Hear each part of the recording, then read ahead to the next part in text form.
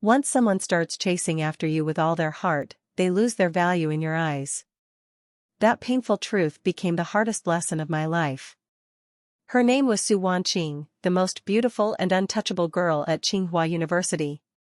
She had an elegant coldness that made every boy's heart race, yet kept them at a distance. For 2 long, exhausting years, Zeyu, chased her relentlessly. I confessed my feelings to her 99 times, each rejection sharper and more humiliating than the last. I poured my heart out in front of her again and again, only to be met with indifference that cut deeper every time. But one day, everything changed. I discovered the hidden truth that shattered me in a completely different way. She had actually fallen in love with me at first sight. From the very first moment our eyes met, her heart had already belonged to me.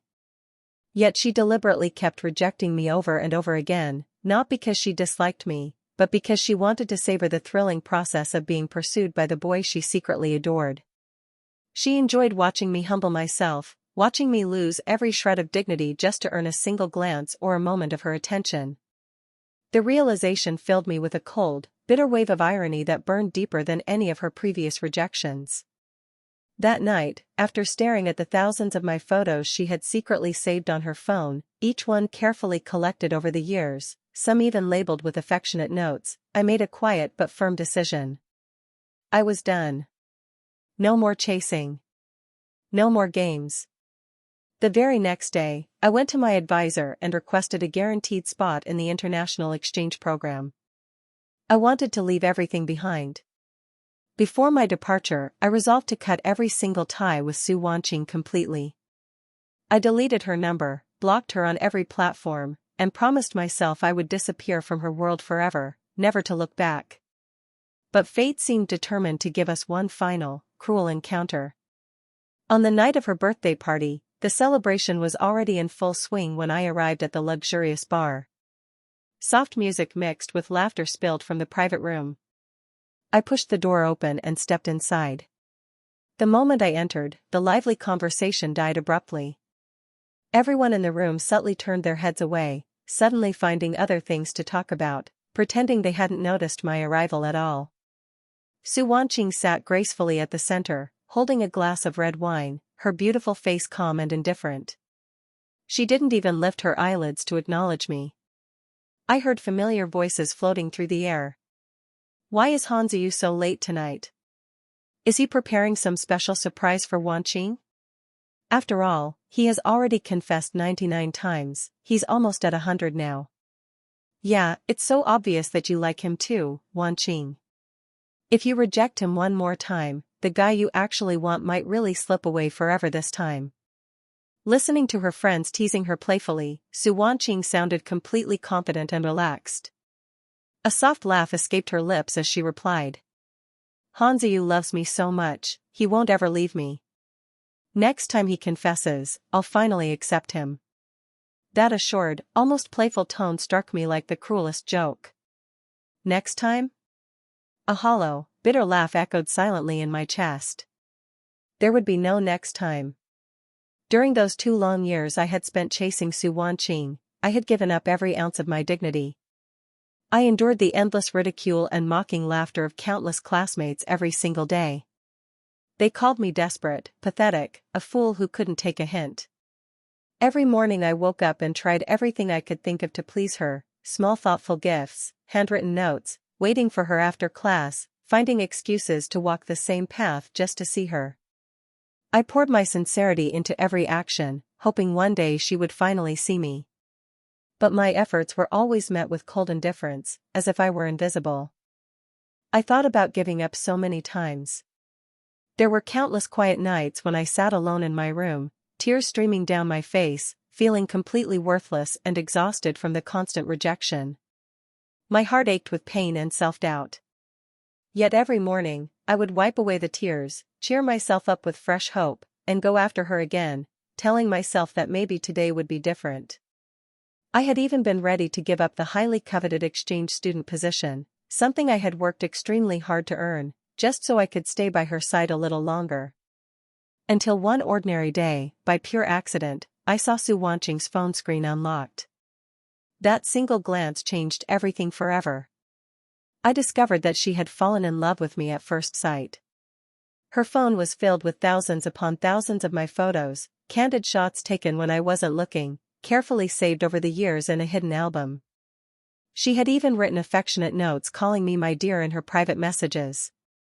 The truth hit me like a powerful storm. But instead of bringing me happiness or relief, the discovery flooded me with an enormous wave of irony, anger, and deep exhaustion. I felt used, manipulated, and completely drained of all energy. All the pain, all the humiliation, all the nights I had cried alone, they suddenly felt meaningless. I was tired beyond words. I give up, I told myself quietly. Now I just want to leave. I want to disappear completely from Su Wanqing's world and never let her reach me again.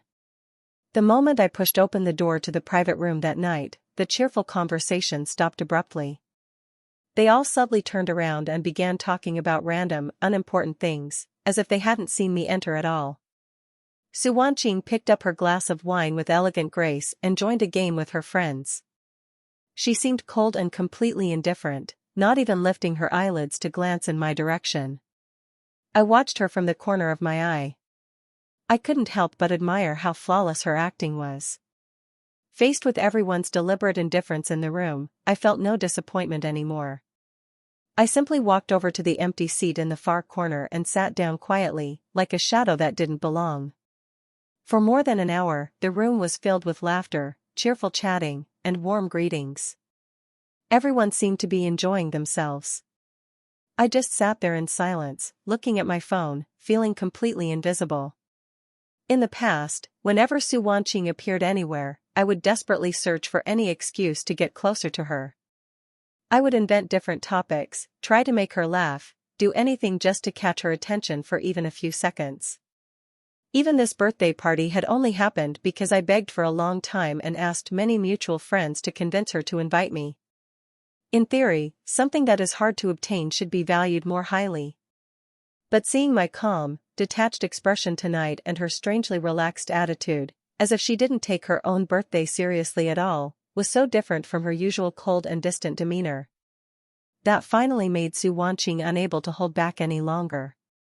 She couldn't help but glance at me several times. Her eyes lingered longer with each look, betraying the unease growing inside her. After everyone sang the happy birthday song and the cake was cut, it was finally time to exchange presents. I waited patiently until every other person had given their gifts. Then I slowly stood up, reached into my bag, and took out a small, palm-sized calendar with only 30 pages in total. It looked very simple and meager compared to the expensive gifts others had brought. I didn't care about anyone's surprised expressions or whispers.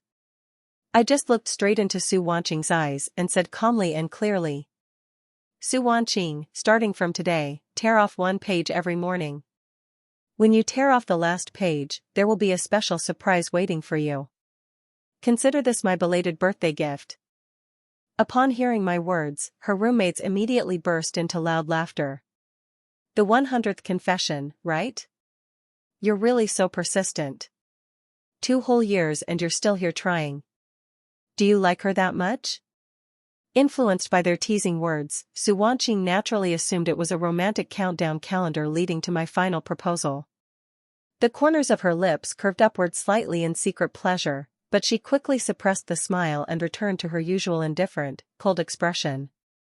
"I only said that if someone confessed 100 times, I would consider it, but I never promised I would definitely accept." She knew deep down that everyone had misunderstood my intention. When the last page was torn off, it wouldn't be the day of my confession. It would be the day I completely disappeared from her world forever. I didn't explain anything to anyone. I simply smiled faintly and continued speaking in a quiet voice. "Su Wanqing, I've been chasing after you for so long without ever moving your heart even once. I really want to know, what exactly is your ideal type?" Everyone in the room fell completely silent after I finished speaking. They all turned toward her, giving her meaningful, expectant looks. Su Wanqing stared at me for several long seconds, the air thick with tension, and then asked softly, "My ideal type?" Just as the words left her mouth, the tightly closed door suddenly swung open with a loud sound. This instantly drew everyone's full attention. In front of the entire room, Gu Yichen appeared, holding a beautifully wrapped, expensive-looking gift box. Su Wanqing, happy birthday. Su Wanqing's gaze immediately followed his voice and landed on him. Gu Yichen raised his fingertips and gently tapped the table. He continued the words that had been interrupted earlier with perfect timing. My ideal type is, of course, someone cheerful and clean-looking like the boy next door. Upon hearing such ambiguous and flattering words right after he entered, Gu Yichen's face lit up with pure joy and satisfaction. He quickly walked over to her and handed her the carefully prepared gift, encouraging her enthusiastically to open it right then and there. Everyone's attention quickly shifted away from me and focused entirely on the two of them. Seeing them surrounded by the excited group, I didn't show even a trace of sadness on my face. On the contrary, I calmly returned to my seat in the corner and sat down quietly. All night long, no matter where Su Wanqing went in the room, Gu Yichen was always right by her side. They talked and laughed freely together, shielded each other from drinks, and even shared the same piece of cake in an intimate way. I silently observed their close appearance from my corner. Many painful and bittersweet memories passed through my mind as I watched them.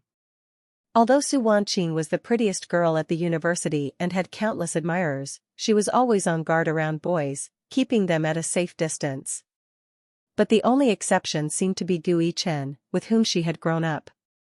He would gently fix her messy bangs when they fell over her eyes, walk her to class every day, and carry her bag without complaint. Those small, caring attentions had once felt like sharp thorns stuck deep in my heart, causing me constant pain. But it wasn't until much later, when I finally learned the full truth, that I understood the reality. Lin Yangyu and Gu Yichen weren't actually that close before I appeared in her life. Gu Yichen had always been chasing after her, but she had never paid him any real attention. It was only after I started pursuing her that he began deliberately acting close and affectionate toward her in front of me. He did it on purpose, hoping to make me jealous and push me to pursue her even more intensely and desperately. So, when I saw Su Wanqing standing there with him that night, all I felt was a deep, cold irony that settled heavily in my chest. I set my glass down on the table with a soft clink, stood up quietly, and went to the bathroom to clear my head. I splashed cold water on my face several times. The coolness helped me feel a little clearer. I took a tissue from my bag to dry myself. For a moment my vision was blocked. I didn't realize that someone had suddenly appeared right next to me. It wasn't until I heard Gu Yichen's sarcastic and mocking voice that I understood something was wrong. Zeyu, you've been chasing after Sister Wanqing for years, and she still hasn't accepted you. How dare you even follow her to her birthday party? I'm begging you, have a little self-awareness. She doesn't like you at all. You're just a pathetic person who keeps throwing himself at her feet like a dog. I didn't show any displeasure or anger at his harsh words. I simply looked at him with complete calm in my eyes. Are you done insulting me? Gu Yichen clearly didn't expect such a calm reaction from me. He looked a little confused and continued. Of course you don't know what people say about you at school, the guy who confessed 99 times. You're still a student after all. You have no shame left. Even a blind person can see that Sister Wanqing likes me. Why can't you just open your eyes and accept the truth? Seeing his shameless and arrogant attitude, I still didn't show any emotion on my face. I simply looked away from him and directed my gaze behind him instead. Before you insult me any further, you'd better look behind you first. Gu Yichen followed my gaze and turned around with a confused expression. He saw Su Wanqing standing silently at the door. She seemed to have been standing there for quite a long time and had probably witnessed the entire ugly scene. Thinking about this, Gu Yichen's heart started racing with panic. He quickly put on a pitiful, innocent expression, all traces of his earlier arrogance gone. He rushed over to her, took her hand desperately, and hurried to explain himself. Wanqing, it's not what it looks like at all. It was Zeyu who bullied me first. He started everything. But Su Wanqing seemed completely unconcerned and indifferent. She had clearly witnessed Gui Chen insulting me viciously, yet she pretended not to have seen or heard anything. She looked at me for a brief second with cold eyes, then took off her own coat and gently put it on Gui Chen's shoulders. "It's windy and cold outside tonight. You're not wearing enough clothes. Be careful not to catch a cold." After saying those words, she took his hand firmly, turned around without another glance at me, and led him back into the private room. Gui Chen hadn't expected such a reaction from her. Suddenly he felt very confident again. He turned back toward me with a proud look on his face, wearing a mocking expression as if laughing at my audacity and failure. I paid no attention to Gui Chen's provocation at all. With my head slightly lowered, I balled up the wet handkerchief in my hand and threw it into the trash can. Then I turned around and walked down the quiet stairs. The hallway was almost completely silent. Only the sound of my own footsteps echoed softly. In the darkness, the entire scene that had just happened replayed again and again in my mind. I let out a quiet, bitter scoff. When she put her coat on Gui Chen, her eyes had looked straight at me brazenly, yet the words that came out of her mouth were full of gentle concern for him. To be honest, her talent for acting was really impressive. If I didn't already know her true thoughts and feelings, I might have been completely fooled by her performance. It was pouring rain heavily outside, and almost all the taxis had stopped running because of the bad weather. The whole group was stuck waiting at the entrance of the bar. Su Wanqing called her family's private driver, announcing calmly that she would take Gui Chen home. It was already very late, so everyone else gradually left. Only I remained, standing alone in the cold, pouring rain, waiting for a taxi. "That's not right." Su Wanqing took the driver's umbrella. "He has legs. Let him walk home." Without even looking at my expression or asking how I felt, she helped Gui Chen into the warm car. Watching the luxurious sports car gradually disappear into the heavy rain, I felt nothing. I continued trying to hail a car through the ride app on my phone. I waited alone in the freezing cold wind and rain for more than 2 long hours. The rain stopped and started intermittently until finally, a driver accepted my request. When I finally got home, it was already 2 o'clock in the morning. Exhausted, I walked to my room door and entered the password. As soon as I opened it, the door across from mine opened at the same time. "Come back earlier next time. The noise from the door is too loud and it disturbs my rest." I looked at the clothes she was still wearing, the same ones from the party, and understood everything clearly. She had rushed home without even changing, worried about my safety in the rain, yet when she saw me she deliberately chose to speak in that cold, irrelevant way. I laughed coldly inside at the hypocrisy of it all. I just replied indifferently, "Understood," and went straight into my room. I turned on the light, closed the door behind me, took off my wet shoes, changed into dry pajamas, turned on the air conditioner, and lay down on the sofa, wrapping myself tightly in a warm blanket. I had bought this apartment from someone half a year ago. When I found out that Su Wanqing had moved out of the dormitory, I deliberately purchased it and moved in just to become her neighbor. Every morning I would bring her breakfast, every night I would wish her good night through messages or small gestures. I created all kinds of accidental encounters every single day, hoping to impress her and win her heart. But no matter how much genuine care and attention I showed her, she always ignored me completely, pretending none of it mattered. But it wasn't until I discovered her secret that I finally realized she had been pretending not to care the entire time. Just like tonight, she had already come home quickly without changing her clothes. She was worried about my safety and couldn't sleep because of it. But the moment she saw me, she deliberately said something cold and irrelevant to hide her true feelings. I was so tired of her hypocritical attitude. I was exhausted by all the games she played.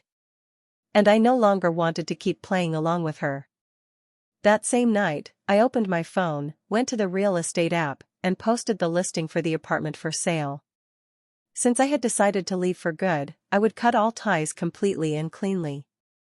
The next morning, the real estate agent came to inspect the apartment. I opened the door, let them in, and calmly provided all the basic information about the place. After the inspection, I was about to see the agent out when the door across from mine opened. Su Wanqing was holding her car keys, ready to leave, when she saw an unfamiliar woman standing beside me. Her eyebrows furrowed unconsciously with obvious displeasure. "Who is she?" "My sister-in-law came to drop something off," I lied smoothly without any hesitation. The agent looked at me in slight surprise, but being a professional, he didn't say anything and left quickly with an excuse. Later, as I was getting ready to go to school, I turned around and found someone blocking the elevator. I looked up and saw that it was Su Wanqing. She looked a little surprised and awkward. He didn't want to leave. Why hadn't he left yet? Noticing the doubt in my eyes, she spoke awkwardly. "Today, I'll take you to school together." I didn't understand why she was suddenly acting so differently, so I shook my head and refused politely. But she insisted strongly on taking me, coming up with all sorts of excuses, saying I might be late, that it was on her way, even mentioning saving energy.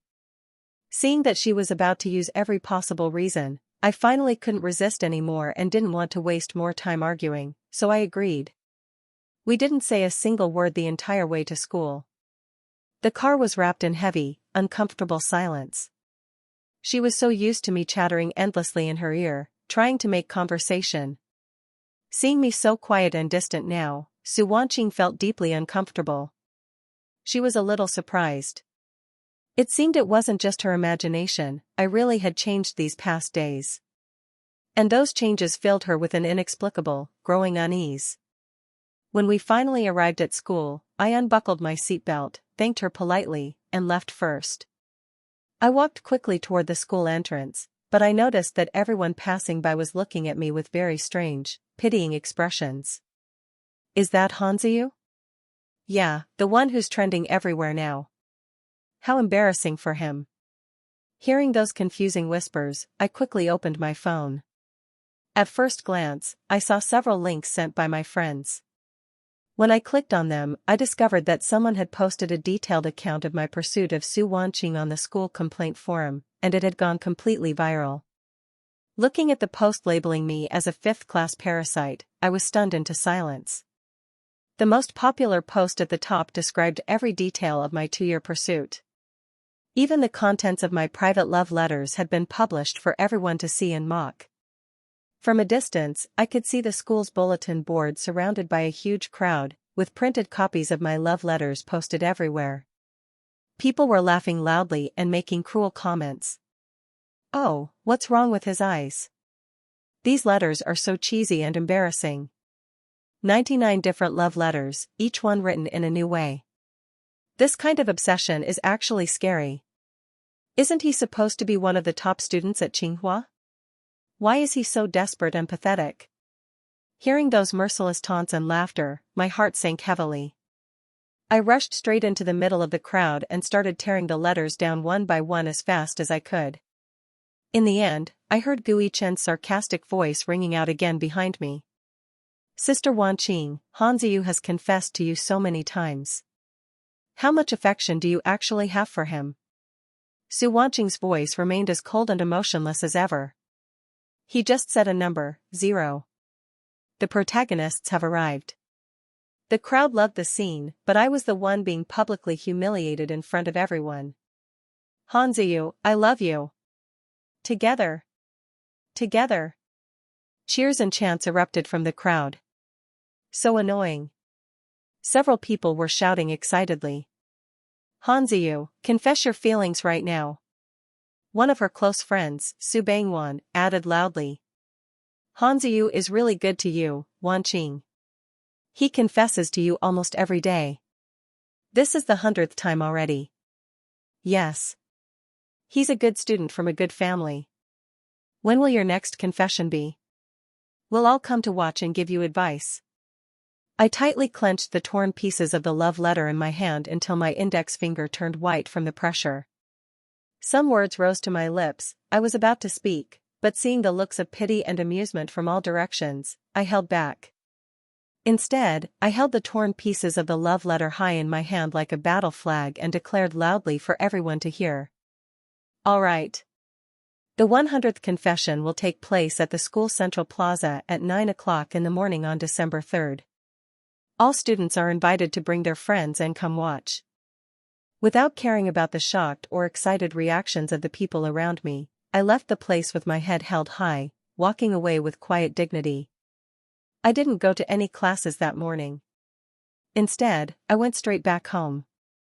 There, I tore up the thick stack of remaining love letters I had kept, burned them completely to ashes in a small metal bin, and flushed the ashes down the drain, watching them disappear forever.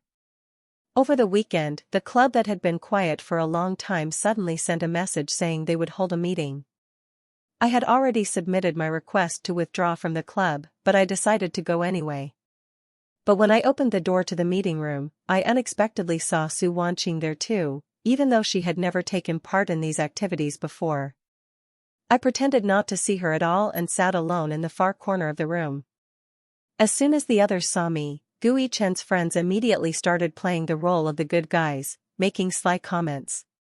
How could Wanqing agree to anything? Of course it's because Chen likes excitement. Everyone knows that our school's beauty only listens to Chen.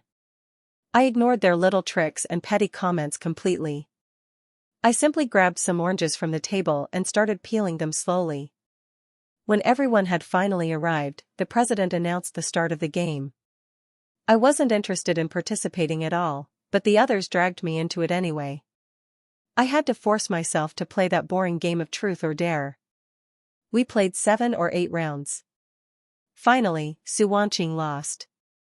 Everyone shouted excitedly. The punishment was to kiss a member of the opposite sex for 3 full minutes. Hurry up. Who will you choose, school beauty? I knew she wouldn't choose me, and I didn't care who she picked. I lowered my head and played with the dice in my hand, feeling detached. And things went exactly as I had expected. Su Wanqing chose Gui Chen, but she made a special request to turn off all the lights in the room first. The entire room was left in complete darkness. You could only hear the sound of nervous breathing. 3 minutes later, the lights came back on. Su Wanqing sat down first. Gui Chen was left standing alone, looking visibly upset because she hadn't actually kissed him. I glanced at him lightly, without any strong feeling. I heard the president announce that a new round was starting. I threw the 3 dice I held in my hand. Unfortunately, all 3 landed on 1, the lowest possible score in the game. Without saying a single word, I drew a card from the pile. It was the same punishment again. Everyone in the room got excited immediately. Their eyes darted back and forth between me, Su Wanqing, and Gui Chen with anticipation. I pretended not to notice their stares at all. I casually spun the pointer on the game dial and aimed it at a girl sitting across from me. For a moment, everyone thought I was going to back out or refuse. Sorry, girl, I said calmly.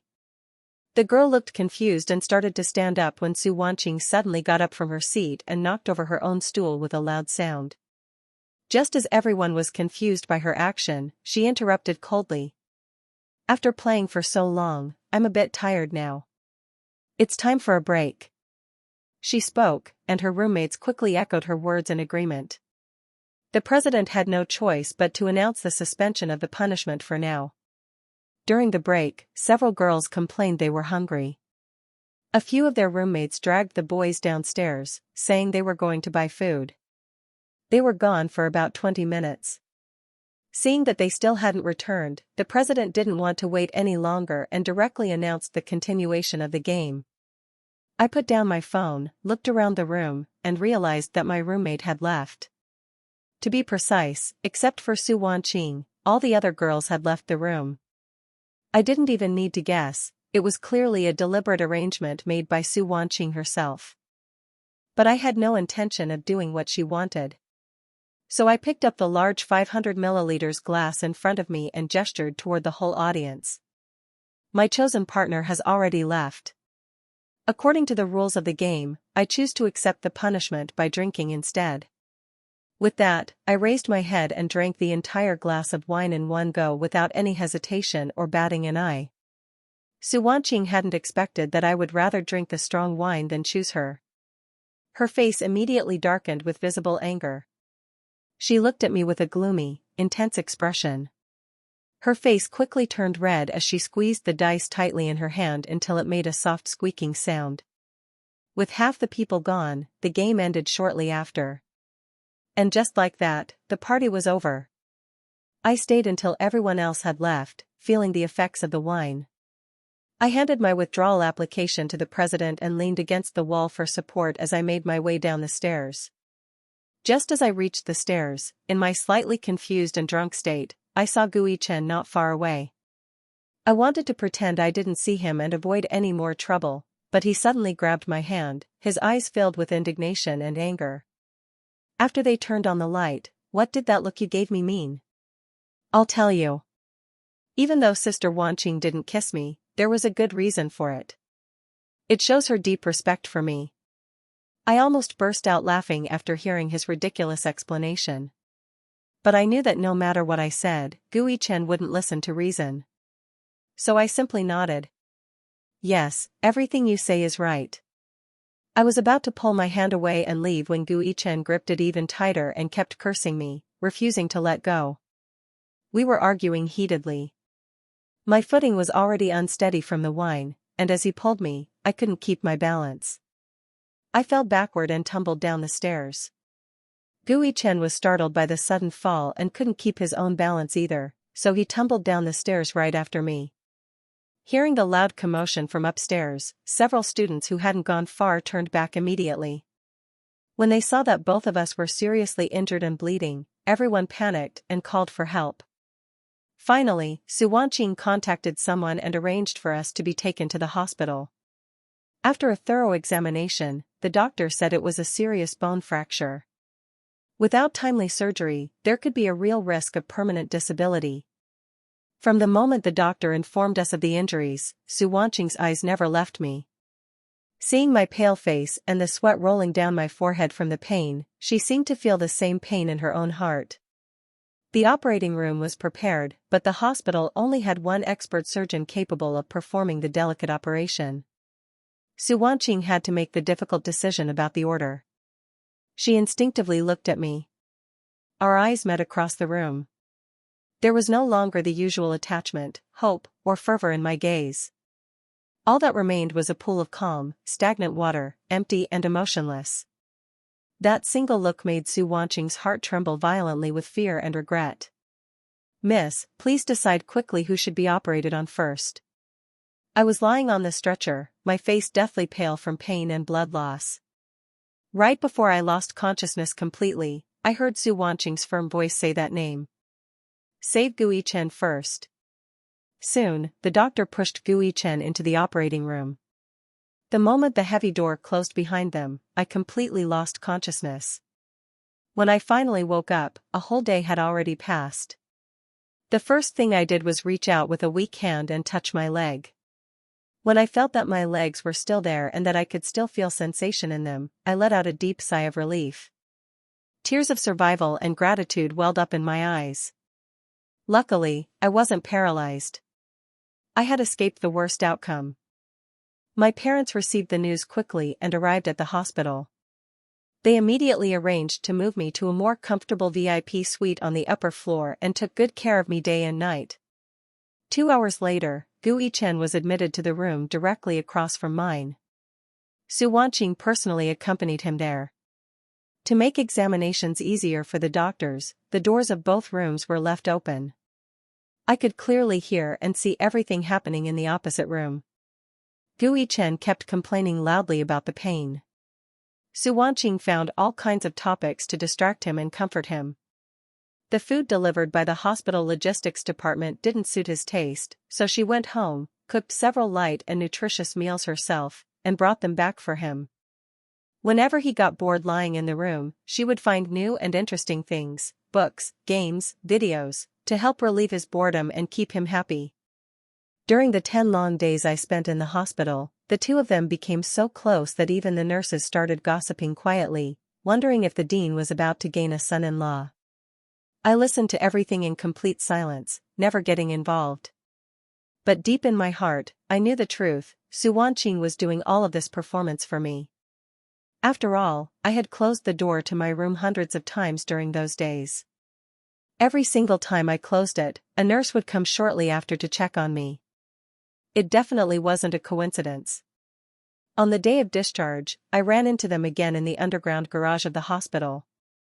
As soon as they saw me, Su Wanqing immediately helped Gui Chen out of his wheelchair and led him toward their car.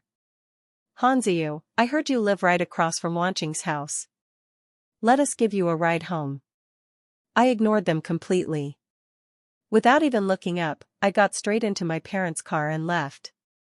When the car arrived back at the apartment building, I refused my parents' help and went upstairs alone, moving slowly with my crutches. The elevator went from the basement level to the first floor. Originally, Su Wanqing was going to take Gui Chen home, but suddenly she changed her mind and came into the elevator with him.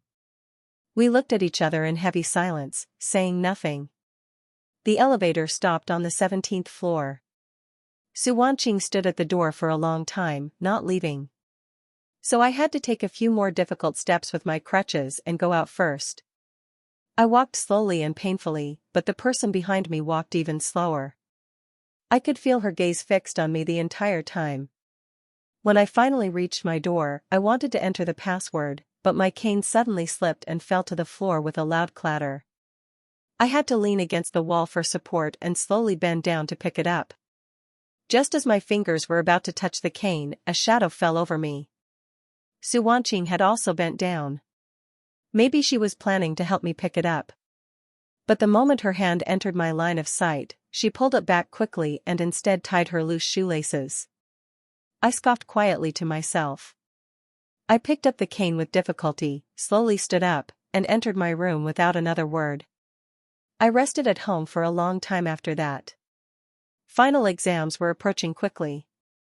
Although I was about to go abroad soon and could barely walk properly because of my leg injury, I refused to apply for any extension. I showed up for the exam anyway, determined to finish what I had started. There were too many stairs in the large auditorium, and my leg hadn't healed fully, so I sat in the center of the first row for convenience. After a while, Su Wanqing also helped Gui Chen into the classroom. When he saw me sitting there, Gui Chen immediately complained that his leg was hurting badly and that he needed to sit in the front row too. Su Wanqing helped him sit right beside me and then took the seat against the wall herself. The exam started soon after. Gui Chen waited for the right moment, right when the teacher stepped off the last stair and turned her back, and threw a small paper ball he had prepared beforehand onto my desk across the narrow aisle. My hand holding the pen froze in shock. Before I could even understand what was happening, the teacher turned around and scolded me harshly. Before the exam, I repeatedly emphasized that you can do poorly on the test, but you cannot have bad character or cheat. Zeyu, your score is cancelled immediately. It wasn't until that moment that I realized exactly what Gui Chen had done. But I refused to suffer this injustice silently. I immediately stood up and argued that I wanted to check the classroom cameras for proof. Unfortunately, at that very moment, the entire building suddenly had a power outage, so the surveillance cameras hadn't been activated in time. Seeing Gui Chen's expression change from nervous surprise to open joy, I felt a deep anger I couldn't swallow. Su Wanqing was sitting right next to him. She had seen the entire thing clearly. The teacher didn't want to wrong anyone unfairly, so she called on Su Wanqing to confirm what she had witnessed. Su Wanqing doesn't need to please anyone. She is known for being honest and upright. Her words have always carried great weight among both teachers and students. After hearing the whole story, Su Wanqing looked at me with calm eyes and said quietly, "It wasn't Gui Chen who cheated." With those few words, she basically declared me guilty in front of everyone. Zeyu, what else do you have to say for yourself? You deny the plagiarism and even try to slander my classmate. You are being stubborn. Your previous high grades must have been copied too, right? In any case, this time I have no choice but to report it to the whole school for official criticism. I stood there feeling as if I had fallen into a freezing ice cave.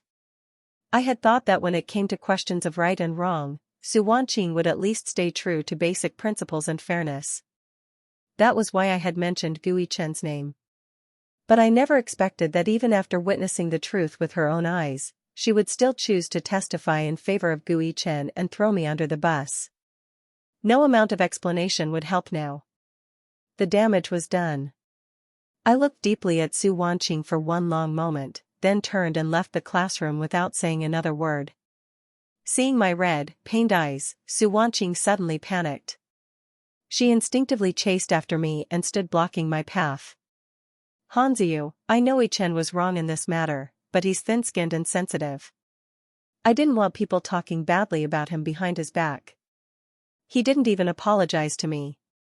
He only made excuses for Gui Chen. At that moment, I even started to doubt whether the thousands of photos I had seen on her phone that day were just a dream I had imagined. So that's the real reason you're helping him slander me? He can't stand a little gossip, but I can handle it. Is that what you're saying? Su Wanqing, do you think that because I confessed to you 99 times, my skin is as thick as a wall? That I'm strong enough to ignore any kind of gossip or humiliation? Seeing the cold, hurt expression on my face, Su Wanqing's left eyelid twitched nervously. She immediately reached out and took my hand. I didn't mean it like that at all. It's just an exam. The credits can be made up later. I'll find a way to make it up to you. I'll make up for the grievance you suffered today. I promise. I don't like you anymore. How exactly do you plan to make it up to me? My sarcastic tone made Su Wanqing's heart tighten painfully. She almost revealed her true feelings in that moment. Who said I don't like you? As soon as the words slipped out, she realized her mistake and stopped herself quickly. Trust me. When you confess for the 100th time, I'll make it up to you properly. Su Wanqing had almost said out loud that she would definitely accept me this time. She wouldn't have shown so many obvious flaws before. But now, my heart was already completely discouraged and closed off. I gently but firmly pulled my hand away from hers. Then keep tearing off the calendar pages every day, and wait for the last one. Seeing me pull my hand away so coldly, Su Wanqing was stunned for a moment. Her tone finally softened a little, becoming almost pleading. All right, there are only 3 days left. I will definitely give you a satisfactory answer this time. 3 days before I was scheduled to leave, the apartment that had been listed for sale for half a month finally had a buyer. The agent came to bring the final contract. I signed it quickly without hesitation. I'll move out in 3 days.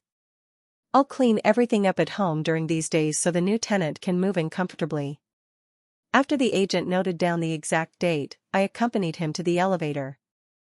When I opened the door, Su Wanqing was coming out of her apartment with 2 shopping bags. She stared at the agent for a moment, then politely greeted her with good morning. The agent replied flatly, all right. After the elevator doors closed and went down, I turned around to go back inside. Su Wanqing suddenly stopped me and handed me one of the bags. I passed by the shop and bought too much. I can't finish it all by myself. Do you want some? I looked inside the bag and saw it was filled with my favorite nuts, the exact kind from the special shop on the east side of the city. It took more than 2 hours to go there and back, and you had to wait another hour just to buy them because they were so popular. She had clearly gone to a lot of effort to buy my favorite snacks and was now handing them over with a casual excuse. I took the bag from her without saying a single word. Then I casually tossed the entire bag in a smooth arc through the air, watching it land precisely in the trash can nearby. 2 days before I left, I went to a printing shop and spent several thousand yuan to print 10,000 small cards, each the size of 5 fingers. I went back to the dormitory and asked my roommates to go up to the rooftop on the morning of the 3rd and scatter these cards over the central plaza. My roommates already knew everything that had happened recently. When they heard that I still planned to do something, they all tried hard to advise me against it. Zeyu, why won't you give up? Su Wanqing has treated you so badly for so long. Why do you have to keep hurting yourself like this? Yes, she really went too far this time. It's so unfair to everything you did for her out of love. Even though I had already emotionally let go of her, hearing my friend's genuine concern still sent a warm current through my heart. I smiled gently at them. Don't worry about me. I know exactly what I'm doing this time. Just help me distribute these cards, please. I've already hired a cleaning company to take care of the rest afterward. I'm not planning to confess anything. What I really want to do is say goodbye properly. When they heard my explanation, several of the guys were stunned into silence. They couldn't guess what I was really planning.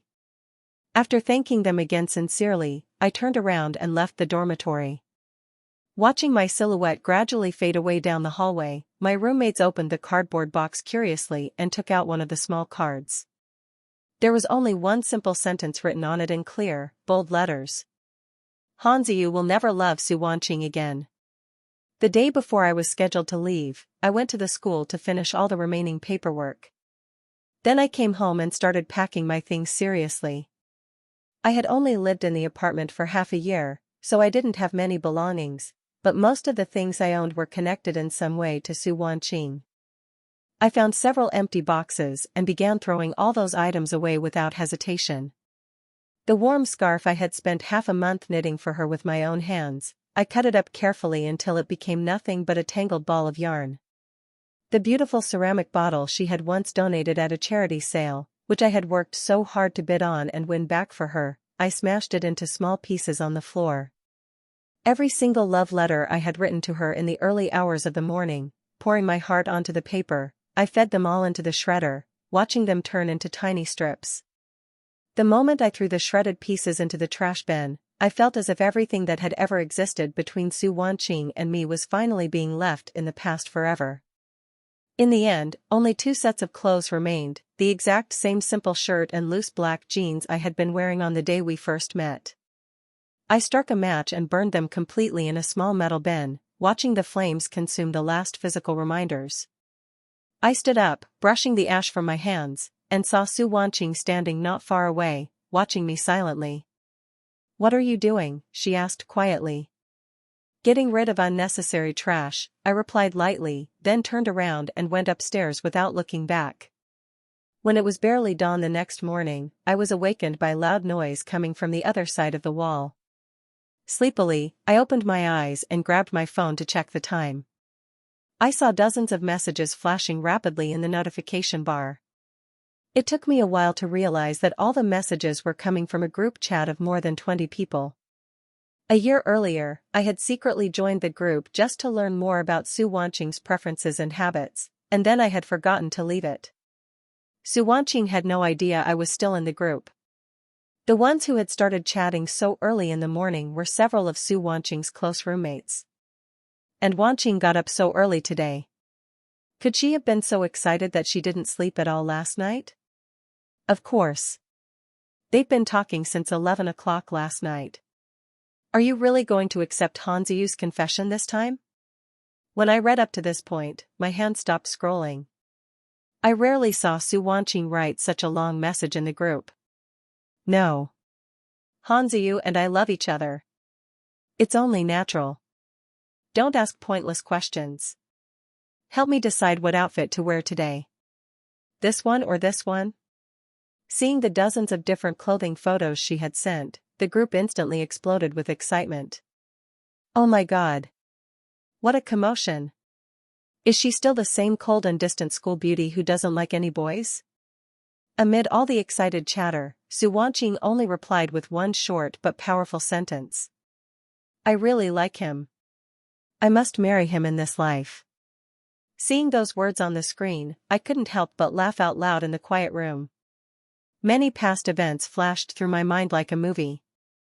The sentence about her liking him felt like the absurd and humorous ending of an O. Henry story, ironic and bittersweet.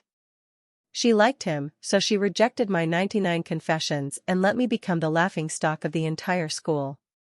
She liked him, so she ignored me completely and deliberately got close to other boys like Gui Chen just to provoke me and make me chase harder.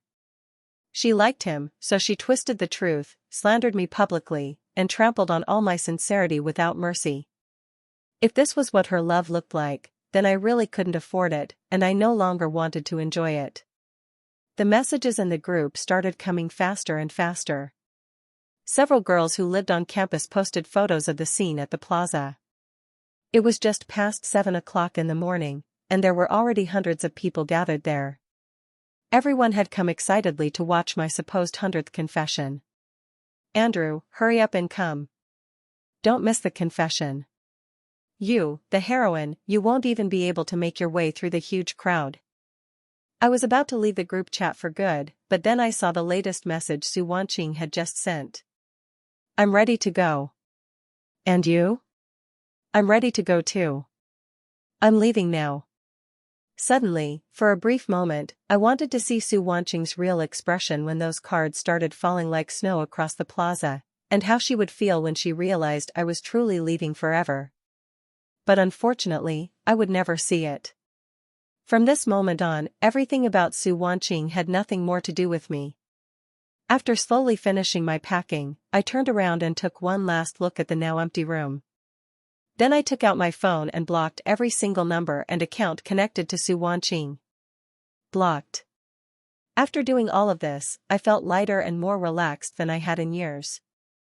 I dragged my suitcase behind me, turned around, and walked out the door, running toward my bright new life ahead. It was 5 minutes to 9 o'clock. The central plaza was already crowded with hundreds of curious students. Even the security guards had arrived to maintain order. Looking at the lively, excited scene below from the rooftop, my roommates were amazed. Their voices were filled with excitement and satisfaction. So many people have come. I guess whatever happens next will spread throughout the whole school very quickly. That would be for the best. Otherwise, after Zeyu, leaves, some people might still talk badly about him behind his back. Several of them were talking among themselves. They checked the time and said it was almost 8:59. Zeyu has already left for the airport. Quick, everyone get into position. Those handing out cards, those taking photos, stay alert.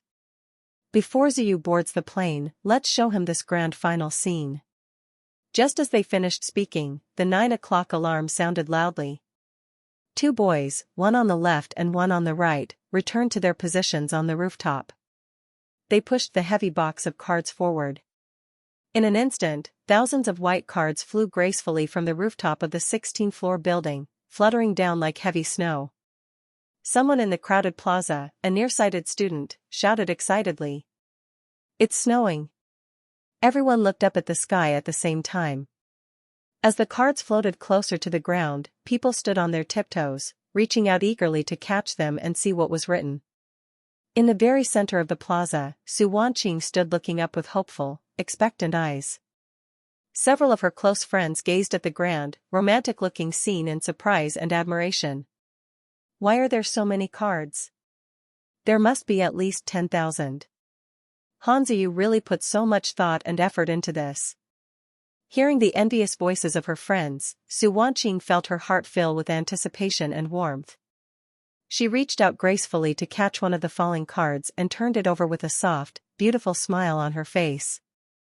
But the moment she read the words printed on it, her expression froze completely, all color draining from her face. The friends beside her leaned in playfully to tease her, but when they saw the exact same words on the card, their eyes widened in shock and they stammered. This is impossible. It must be some kind of mistake. Several people tried to comfort her while quickly picking up more of the fallen cards and showing them to Su Wanqing, but every new card they grabbed carried the same heartbreaking message. Zeyu will never love Su Wanqing again. Everyone around her went into a state of total panic. They grabbed more cards desperately from the ground and from other students, but the fear in their hearts only grew deeper with each one they read. How can this be? Isn't this supposed to be a grand confession? What the hell is this? Could someone be causing trouble on purpose to ruin everything? Several of her friends kept searching for excuses and explanations, trying to calm her down. But the spectators who had already caught their own cards started shouting the words out loud for everyone to hear. Oh. Zeyu will never want Su Wanqing again. So this isn't a confession at all. Damn it. Did you go to all this trouble and hype just to bring us here for this? You made the whole school come and now everyone knows. Amid the rising tide of confused complaints and whispers, Su Wanqing's face gradually turned deathly pale. She felt as if something heavy was blocking her heart, and her brain seemed deprived of oxygen, leaving only a terrifying emptiness. Until finally, her eyes filled with pure shock and overwhelming fear. Thousands of people in the crowded square were now standing on their tiptoes, eagerly watching her reaction with curiosity. And she didn't disappoint their expectations. She suddenly threw her things to the ground and strode angrily toward the building, pushing through the crowd. The spectators hurried after her excitedly. After throwing out the last pile of cards, my roommates were ready to finish up and leave. But when they reached the door, they came face to face with Su Wanqing running toward them with several of her close friends. A few seconds later, a large crowd of curious spectators followed right behind. Upon seeing Su Wanqing, one of my roommates immediately started mocking her with a cold smile. "Oh, isn't this the famous beauty of our university? Didn't you always say you didn't like Zeyu? So why are you here joining in on this so-called boring excitement?" Hearing that sarcastic voice, Su Wanqing suddenly clenched her fists tightly, and her face instantly darkened with anger and humiliation. These things, they distributed them without permission. Upon hearing the words, "without permission," the three roommates brightened up and laughed loudly. How would we dare do something like that on our own? Zeyu spent a lot of his own money to print all these cards himself and brought them to school with great effort. We were just helping as one-time porters. Upon hearing this, the students standing below began to whisper among themselves even louder. Doesn't Su Wanqing dislike Zeyu? What? Zeyu has already given up on her completely. So why is she still unwilling to let him go? What do you know? In stories like this, it's called the flower on the high mountain. After being knocked down from her pedestal, now she wants to chase after him. In my opinion, if she regrets it now, she completely deserves this kind of public humiliation. Think about what she did to him during those previous 99 confessions. These presumptuous and cruel words fell into Su Wanqing's heart like sharp blades, piercing through the confidence and control she had built up over the past 2 years. In those 2 years, she had truly believed she knew me well. She thought she could easily control my thoughts, my actions, and my feelings. And things had always turned out exactly as she expected. The first 99 confessions had all ended without any real trouble for her. She had thought everything would finally reach a perfect conclusion on the 100th time. But at the exact moment when she believed victory and control were finally in her grasp, she was dealt a fatal, public blow in a way that announced her loss to the entire school. She could no longer pretend to be indifferent. Instead, her true nature was completely exposed for everyone to see. "Where is Zeyu right now?" she demanded, her voice shaking slightly. One of my roommates lowered his face with a satisfied smile. He raised his hand and made a flapping motion like wings. "The confession is over." Of course, he already flew away. Su Wanqing instinctively thought he was lying to her, but when she heard the last 2 words, her heart seemed to stop beating for a few terrifying seconds. Flew away? What does that mean exactly? Suddenly, a very bad feeling washed over her.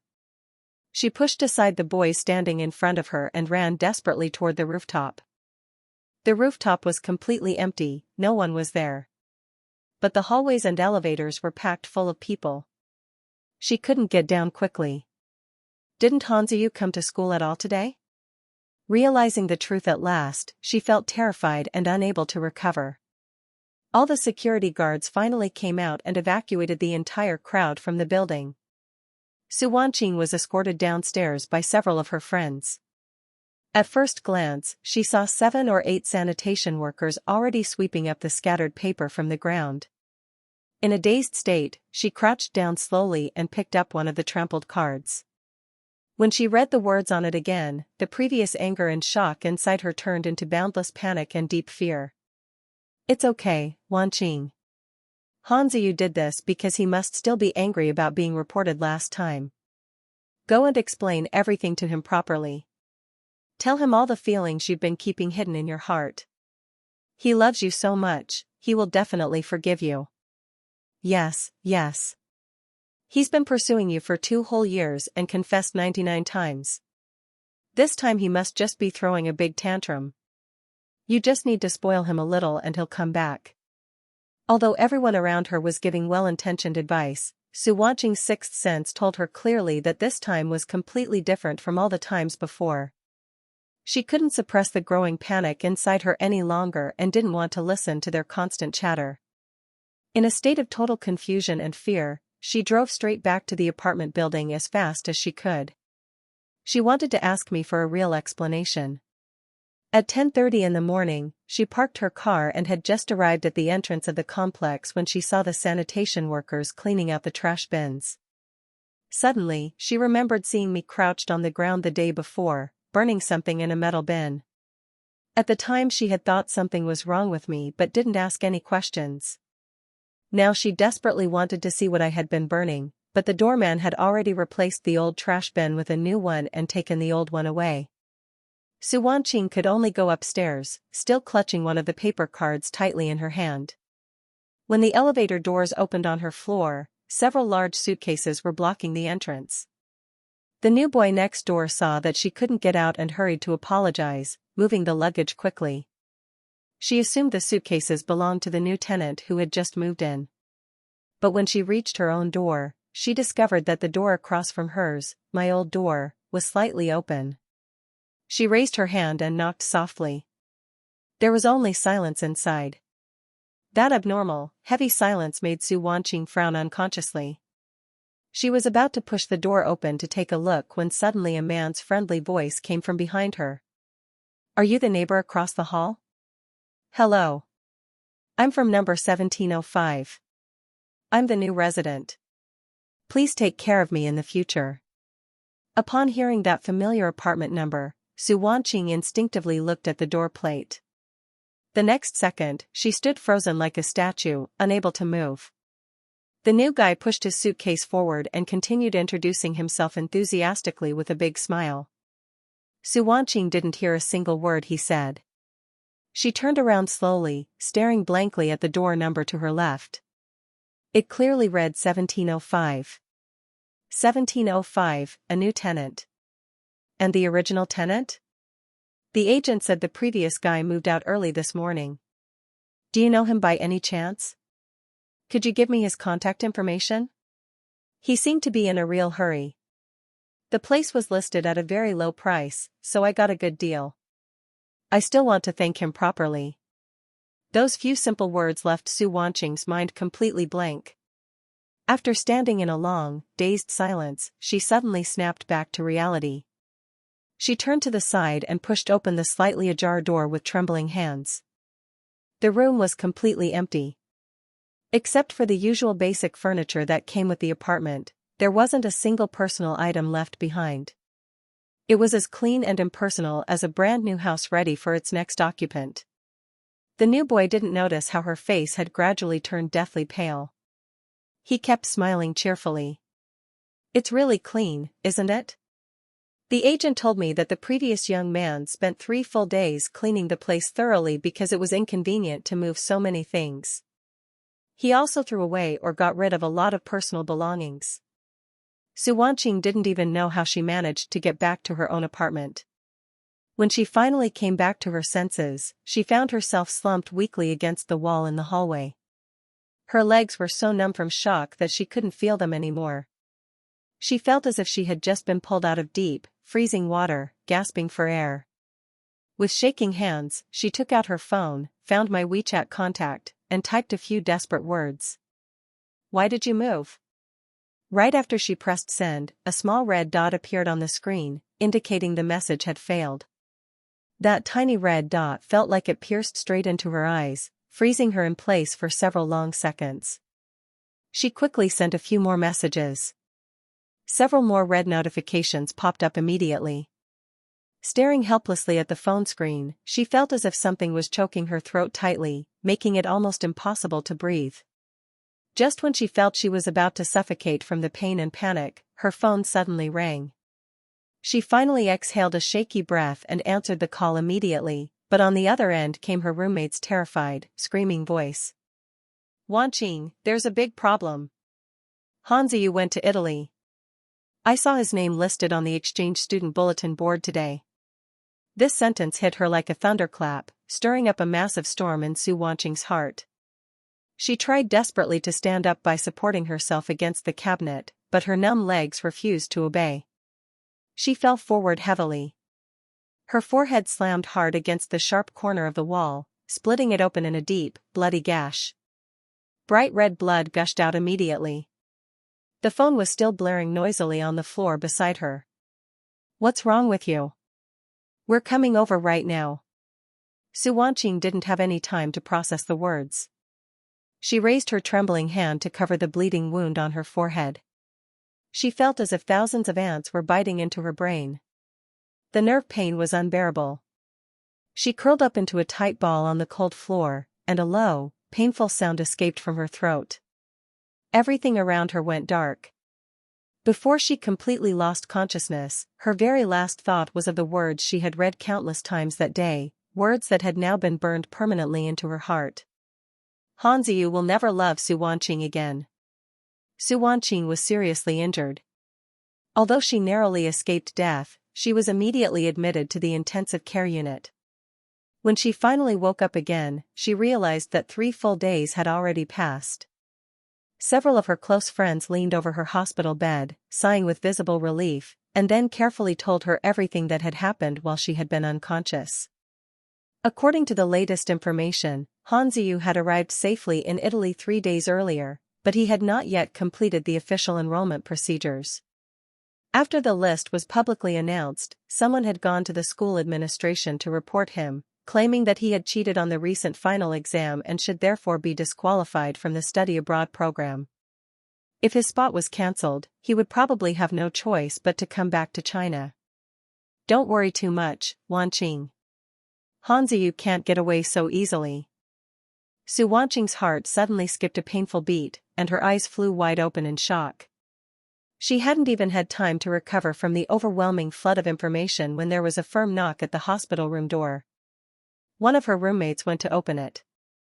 The other 3 girls turned around and saw the famous and strict Professor Zhang enter the room with a very stern expression on his face. His imposing presence made everyone feel afraid to look at him directly. He glanced at the pale girl lying in the hospital bed. "You are Su Wanqing? I heard you gave false testimony in the plagiarism case involving Han Zeyu. I want to talk to you privately right now." Upon hearing those serious words, her roommates didn't dare to stay in the room any longer. They hurriedly left, closing the door quietly behind them.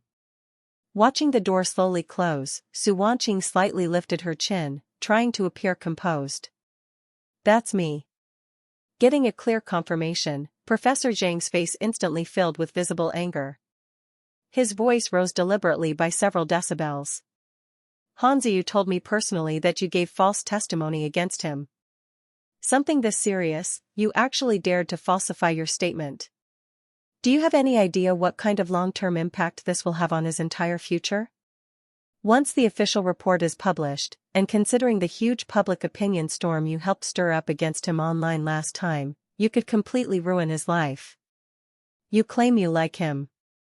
But let me ask you honestly, in the past 2 years, has Han Zeyu ever done anything truly bad or harmful to you? Do you hate him that much? Do you really have to push him into such a deep abyss? If you still have even a little bit of conscience left inside you, you should go to the school immediately and tell the truth about what really happened." Hearing these harsh but fair words from the respected professor, Su Wanqing's head started buzzing loudly, and her heart suddenly became restless and filled with guilt. She had only been angry that Han Zeyu didn't choose her during the club party and wanted to make him feel bad so he would come back to her. That was why she had lied to the teacher.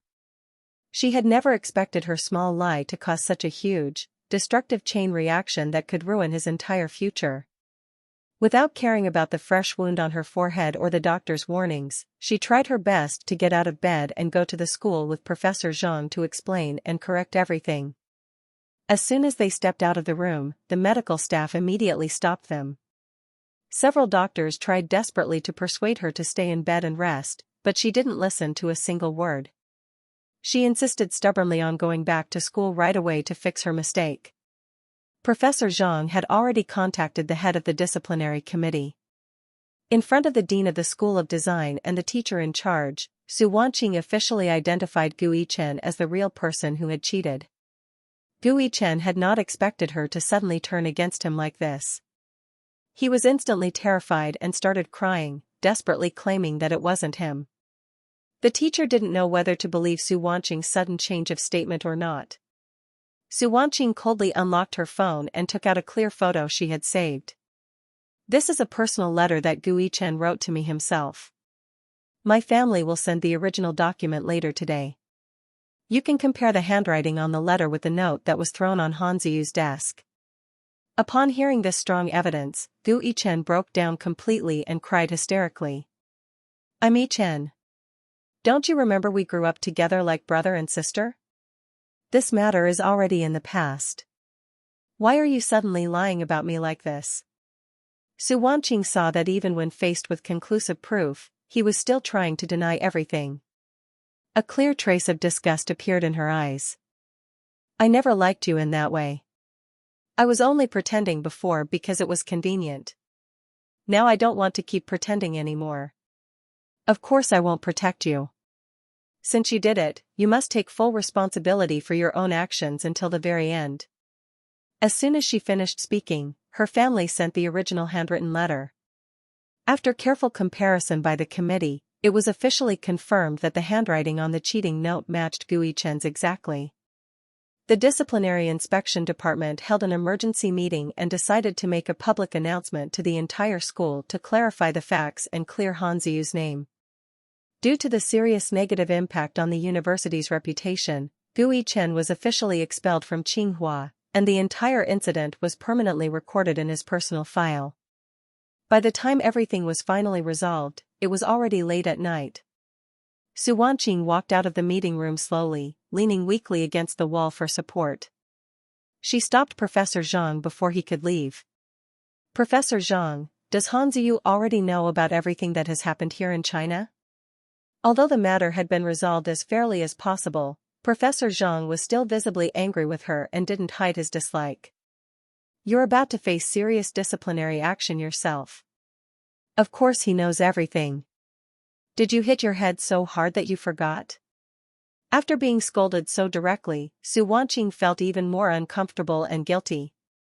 But she still wanted to explain a few things. Now that the matter has been fully resolved and his name is cleared, will he come back to China? This exchange quota is the only one available in the entire Design Institute. Han Zeyu earned it completely through his own hard work and talent. He will study in Italy for 3 full years and has a very bright future waiting for him when he returns. Why would he come back now? Besides, staying in China would only mean suffering more because of people like you. If I had known earlier that he was so obsessed with someone like you, I should have had a serious talk with him long ago. One must be extremely careful when choosing a life partner. When I received Professor Zhang's phone call later, reporting that Su Wanqing had finally told the truth and corrected her statement, I was relaxing on a sunny beach in Italy, enjoying the warm sea breeze. I still don't know exactly how the strict professor managed to make her confess everything honestly. I expressed my sincere gratitude to him over the phone. Professor Zhang gave me a few more kind instructions and then hurried off to another important meeting. I took a slow sip of the fresh juice beside me and leaned back comfortably in my lounge chair, feeling completely at peace for the first time in a long while. 3 days earlier, I had arrived safely in Italy. I had planned to go straight to the university to complete the enrollment procedures, but the school administration suddenly called to verify some details and informed me that there was a temporary problem with my exchange quota. It couldn't be processed right away. I asked my roommate back in China and found out that someone had reported me for cheating on the final exam. So I immediately went to Professor Zhang, explained the entire situation honestly, and asked for his help in resolving it. Although Professor Zhang was highly respected at Tsinghua, even he knew it would be difficult to clear my name quickly. I was mentally prepared for the worst possible outcome. To be honest, ever since I had met Su Wanqing, my ability to handle stress had improved dramatically over the years.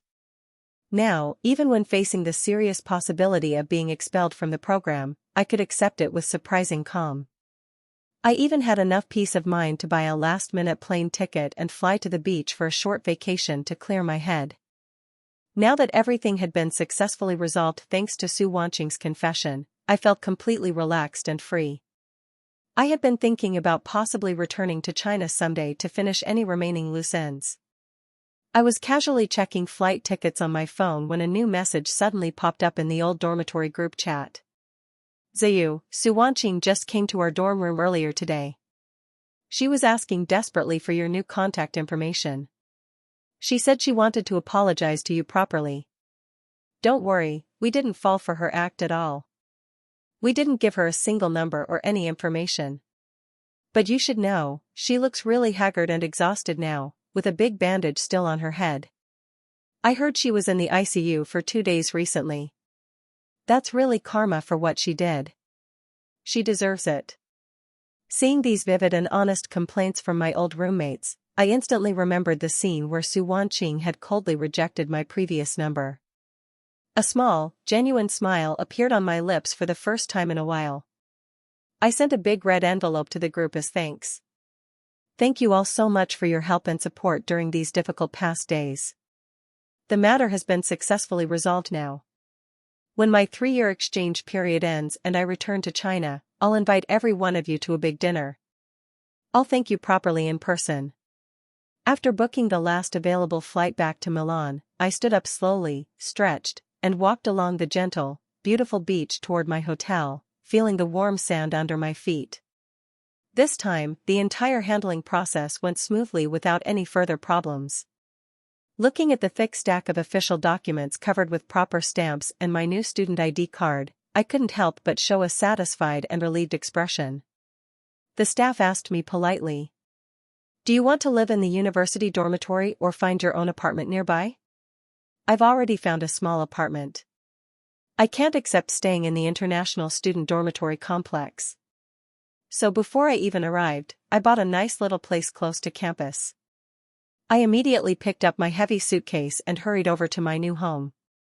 When I arrived at the address, I looked at the long flight of stairs in front of the building and tried to lift the heavy suitcase. I sighed deeply, wondering if I should pay someone to help me carry it up. Suddenly, a pretty foreign girl approached me with a friendly smile. She asked me in clear English if I needed any help with my luggage. I nodded quickly and gratefully. The pretty girl and I lifted the heavy suitcase together and carried it up the stairs, chatting casually as we went. When we reached the top, I bowed slightly and expressed my sincere gratitude to her. She showed me her slightly reddened palms from the effort and made a light, friendly joke. "I helped you carry it all the way up. A simple thank you probably isn't enough. If it's convenient, could you give me your business card?" Hearing her request, I was stunned for a brief moment, but I reacted quickly. However, I couldn't find my business cards anywhere in my bag. I could only look at her apologetically. "I'm really sorry. I don't seem to have any with me right now." "It's okay," she said with a bright smile. Then, out of nowhere, she produced a pen and held out her open hand to me. "The phone number, please. Just write it on my hand." I hesitated for just a few seconds, then took the pen and wrote a series of numbers neatly on the back of her hand. After finally moving into my new apartment, I was busy for several days organizing and decorating everything until my new home felt comfortable and settled. At night, I received an official message saying that all international exchange students had completed their registration and that there would be a welcome meeting for everyone in the main auditorium the next day. I noted the exact time carefully and left early the following morning. During those first few days, whenever I had free time, I loved wandering around the large, beautiful campus. But because the campus was so big and many buildings looked similar in architectural style, I kept getting lost quite often. Seeing that it was almost time for the welcome meeting, I was about to ask a passing student for directions when my phone suddenly rang. It was an unknown number. After thinking for a few seconds, I decided to answer it anyway. A very familiar female voice reached my ears, but I couldn't quite remember exactly whose it was. While I was still wondering, someone suddenly patted me gently on the shoulder from behind. I turned around and saw the beautiful girl from the moving day, Sylvia, greeting me with a warm smile, still holding her phone to her ear. Then I realized the call was from her. A surprised but happy expression appeared on my face. We high-fived cheerfully. "What were you daydreaming about just now?" she asked with a laugh. I told her honestly about my situation, how I kept getting lost on the big campus.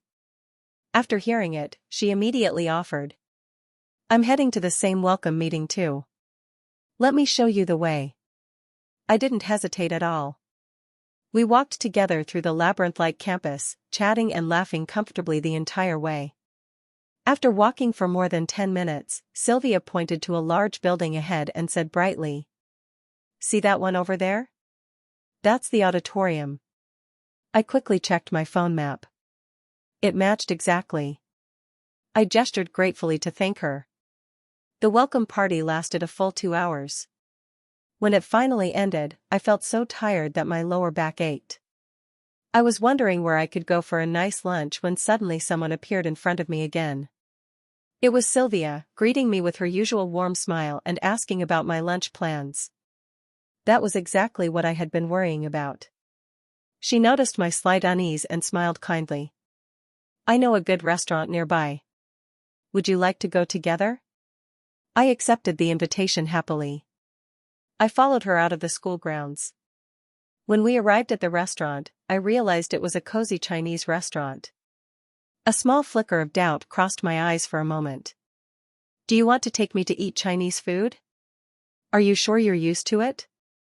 I heard that many international students aren't comfortable with the local food here. I hope we have a pleasant dining experience today. I also really want to try authentic Chinese food. That's why I chose this place especially." I hadn't expected her to be so thoughtful and considerate. I didn't want to disappoint her kind gesture. "Let's go inside. Since I'm kind of the host today, let me pay for this meal. I hope I can give you a good first experience with Chinese food here." We chatted happily as we entered the restaurant and sat down at a quiet table. Thanks to Sylvia's lively, polite, and friendly personality, the meal went very smoothly and enjoyably. We talked about the interesting cultural differences between East and West, shared many funny stories that had happened to us recently, and laughed a lot. We quickly became good friends. After lunch, Sylvia kindly walked me all the way back to my new apartment. Before saying goodbye, she showed a look of genuine reluctance. "Can I invite you for tea this weekend afternoon? The weather is supposed to be really nice."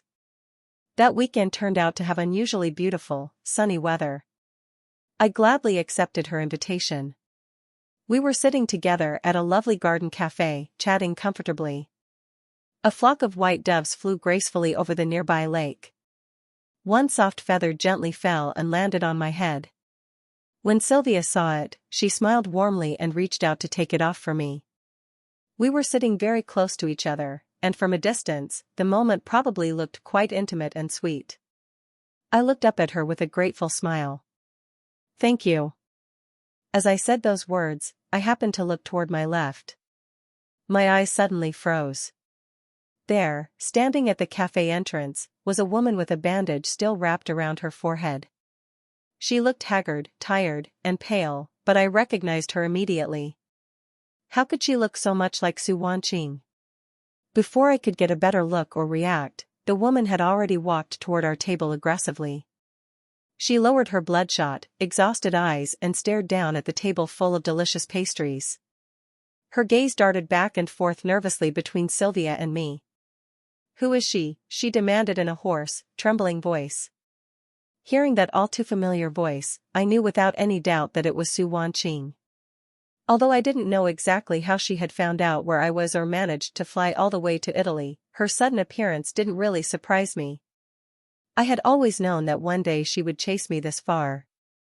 After all, in Su Wanqing's eyes, I had always been the prey she believed she could easily catch and control. She would never willingly let me escape her sight completely. I had already mentally prepared myself for this eventual reunion. So, faced with her angry and demanding attitude, I remained particularly calm and composed. A new friend, I answered simply. A friend? What kind of friend? She pressed, her voice rising. A girlfriend.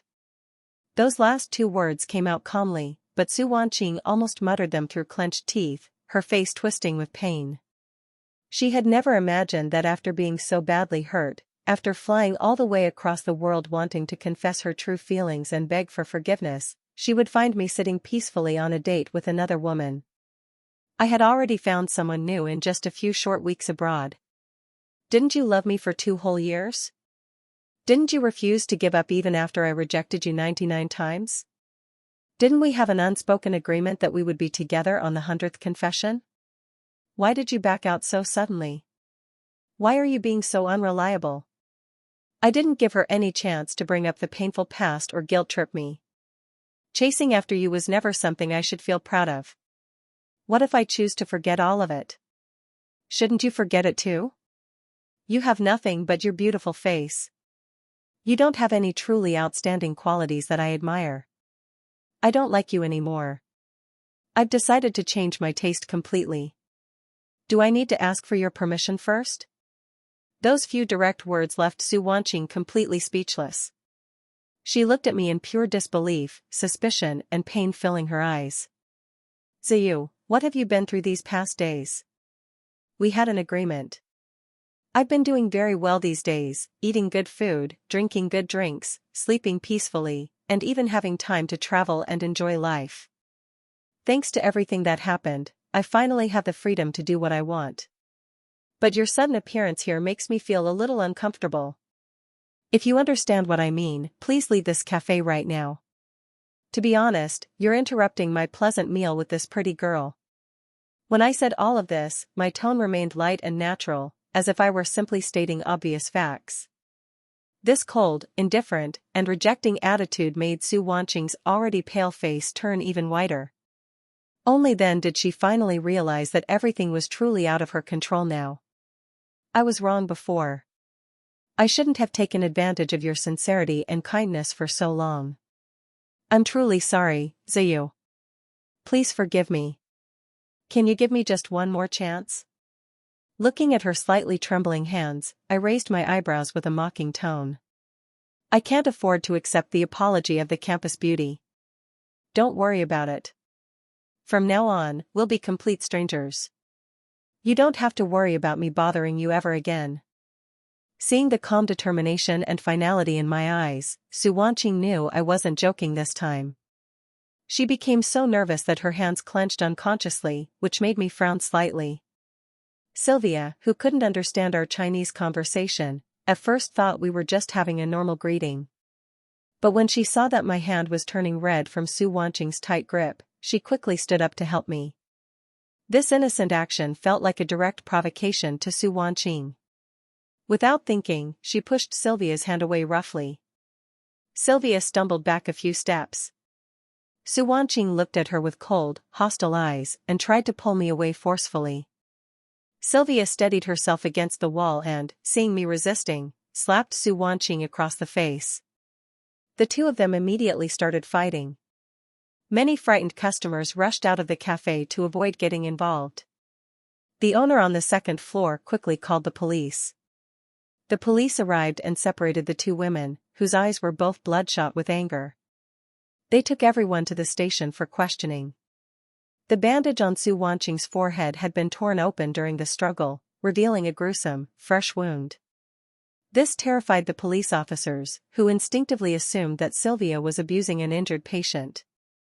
Sylvia tried desperately to defend herself and explain. The bruised and angry Su Wanqing was no less aggressive. She insisted loudly that the other girl had started the fight first. The two of them argued heatedly for a long time. The police officers' eardrums felt like they were about to burst from the noise. They still couldn't clearly determine who was telling the truth and who was lying. In desperation, the officer turned to the only neutral witness present, me. Sir, could you please describe exactly what happened during the incident? Would that be all right with you? Upon hearing the question, both women turned around at the same time and looked at me with anxious, pleading eyes. Without any hesitation, I raised my hand and pointed directly at Su Wanqing. she pushed first. Hearing my clear statement, Su Wanqing stood there in complete shock. She couldn't believe that I had pointed the finger at her. Her voice trembled with disbelief and pain. I only pushed her away. It was clearly she who hit me first. Zeyu, why would you say that? The sentence was cut off abruptly as a flash of painful realization crossed her face. She instantly understood exactly why I had said those words. I was getting revenge on her.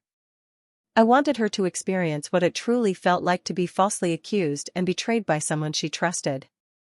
Realizing this bitter truth, she couldn't say another single word. The police officers didn't understand Chinese, so they asked me to translate everything clearly. I did so honestly, explaining our relationship and what had happened. I was having a peaceful dinner with Sylvia. She barged in uninvited, caused trouble against my wishes, and tried to drag me away by force. And then she pushed Sylvia first. That's why the fight started. Su Wanqing's last remaining hope was completely shattered in that moment. She opened her mouth, but only a hoarse, powerless voice came out. You won't be on my side anymore, will you? I glanced at her out of the corner of my eye and laughed coldly. I'm an honest person. I only stand on the side of the truth. Su Wanqing still refused to give up completely. She asked one final, desperate question. And if she had pushed me first today, would you have told the truth then? Of course I would. Do I not know you well enough by now? Sylvia is young and innocent. Of course I have to look out for my friend and protect her. I left with that final, cutting remark. I didn't care what expression was on her face. I simply turned around and walked away without looking back. With my clear testimony and the cafe surveillance footage quickly recovered, the full truth soon came to light. Su Wanqing was officially detained for causing public trouble and disturbing the peace. I waited patiently outside until Sylvia was released.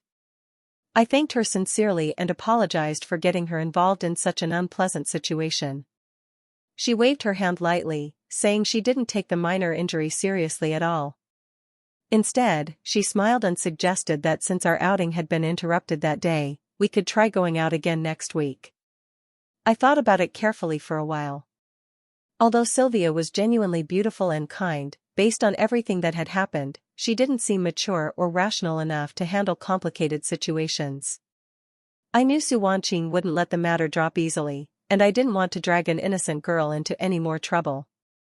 I also didn't want to end up back at the police station again. I could guess that Sylvia might have other intentions toward me, but I was no longer the impulsive person I used to be. So in the end, I politely declined her invitation. By the way, I didn't see Su Wanqing at all during the next 2 weeks. My life finally returned to a peaceful, normal routine.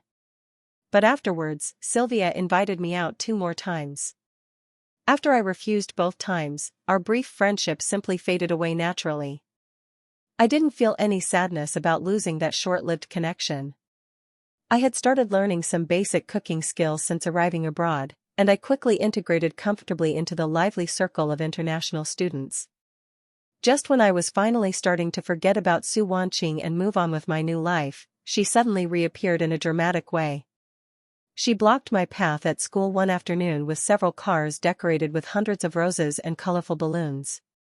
Seeing all the curious and surprised looks from students passing by, I felt speechless for a moment. Su Wanqing didn't even look directly at my face. Instead, she poured out everything she had been keeping bottled up in her heart for so long. Zeyu, if I chase after you 100 times now, would you please give me another chance? If I had heard those words a few months earlier, I probably would have been moved to tears of joy. But now, not only did they leave me completely indifferent, they actually gave me goosebumps all over. What a dramatic and cheesy plot line. What overly emotional lines. Was I possessed by some kind of demon before? How could I have made such public, embarrassing confessions so many times? Thinking back on my past behavior now, I didn't even feel a sad sigh in my heart. I only felt deep embarrassment remembering how foolish I had been. At that moment, I didn't really hear what the person standing in front of me was saying anymore. After waiting for a long time without receiving any response from me, Su Wanqing's heart grew more and more restless. She became increasingly nervous and could only look at me with desperate, pleading eyes. I directly avoided her gaze. Instead, I turned around and waved cheerfully at someone in the distance. "Hello, Su. Where are you going?" Su Wanqing followed my gaze and realized I was greeting other people warmly. This made her feel as if her heart had been dropped into a freezer. Zeyu. Zeyu. Before she could finish calling my name, the girl named Su walked over with a bright, familiar smile. "We're going camping this weekend. Zeyu, do you want to come with us?" The weather was perfect, and I didn't have any other plans. There was no reason to refuse. I agreed without any hesitation. I asked her with a warm smile about the detailed plans for that night. Neither of us paid any attention to Su Wanqing standing there. I joined the camping group and walked away with them happily. Watching our group slowly disappear into the distance, Su Wanqing's face turned suddenly pale. She clenched her fists tightly, her eyes filled with deep resentment and burning jealousy as she stared after Su. Su Wanqing secretly followed us all the way to the outskirts of the city. From the other side of a wide river, she could clearly see everything happening on our camping site. 7 or 8 international students were celebrating together, laughing and seeming very excited and happy. She couldn't fit in or join us. She could only watch everything from afar like an outsider. But the more she watched me, the more uncomfortable and painful she felt inside. No matter what activity I did, the girl named Su kept following me closely. The distance between us never exceeded 10 steps, and it kept getting shorter and shorter as the day went on. This closeness was noticeably different from the way she interacted with the others. It filled Su Wanqing with intense jealousy and painful longing. She wished desperately that she could just run over and take me away from everyone. But she knew that if she really did that, it would definitely make me angry. She didn't want our already cold relationship to become even worse. So she could only swallow all those complicated, painful emotions and beg fate silently for mercy. She convinced herself to endure it. She endured watching us for 6 long, agonizing hours. It was getting dark. We lit a big, warm bonfire and organized a lively party. The atmosphere was full of joy and noise. Since it was becoming too loud and I wasn't used to it, I quietly slipped away alone to the peaceful riverbank to enjoy the cool breeze and clear my mind. Su Wanqing saw her chance and approached me carefully from behind. "Zeyu, I have something important to tell you." I was in a relatively good mood that evening, but I still didn't want to deal with her. My tone wasn't very friendly. "Sorry, I don't want to listen to anything right now." I said I was leaving. Su Wanqing looked distressed and desperate. She suddenly took my hand, her eyes filled with seriousness and urgency. "Just give me a few minutes, please. Zeyu, I've been wanting to tell you something for a very long time." Hearing her words, I finally looked up at her face, but my expression remained subtle and distant. A very long time? What words could possibly be that important? It can't be that nonsense about you falling in love with me at first sight, can it? In the end, my voice carried a clear mocking tone. It was as if Su Wanqing had been struck by lightning. She stood completely stunned, frozen in place. She had never expected that I already knew the secret she thought she had hidden so perfectly for 2 years. I didn't care about her shocked feelings at all. The sarcasm on my face grew even stronger. "Su Wanqing, think very carefully about what I just said. Not to mention me, even if you said it to anyone else, or even to yourself in the mirror, would you truly believe it? Who could possibly hide their crush for 2 full years without making even a single small slip? Who would satisfy their own pride by publicly rejecting the 99 honest confessions of the person they claim to like? Who could do something so cruel? In the face of all the dangers, pain, and humiliation I went through, who would deliberately push the person they supposedly love to the opposite side again and again? Is this really love? Or is it actually hate disguised as love?" Hearing my cold, ridiculing words, Su Wanqing's mind went completely blank. She tried her hardest to deny everything, to find arguments to defend herself, but in the end she couldn't say even one convincing word.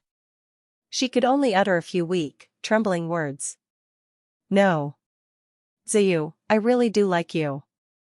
Everyone around me knows it. They can all vouch for me. Since I don't know the real truth, then whoever you like has absolutely nothing to do with me anymore. Anyway, from my perspective, the person you have always liked has been Gu Yichen from the very beginning to the end. You should go to him instead. Confess your true feelings to him and tell him everything. You two would make a perfect couple. I've been completely disgusted by this whole situation from start to finish. The undisguised look of disgust on my face was the final straw that broke her. Her body couldn't stop trembling violently, but she still refused to let go of my hand. She stubbornly tried to hold me back. I finally lost all patience with the endless entanglement. I simply pulled my hand away firmly, turned around, and walked back toward the lively bonfire without looking back. The moment my hand separated from hers, she felt as if she were about to lose everything important in her life. A sharp pain stabbed through her heart, and all the strength suddenly drained from her body. She staggered unsteadily, as if she were about to fall to the ground. I ignored her completely and walked lightly back to join the cheerful group around the fire. I had truly believed that once I made everything clear and honest, Su Wanqing would finally give up and move on with her life. But I soon realized that this person simply could not listen to what others told her. She refused to accept reality. In the following months, every single time I went out anywhere on campus, I would see her somewhere within a 20-meter radius. Every few days she would appear with something new, flowers, gifts, letters, calling it her confession.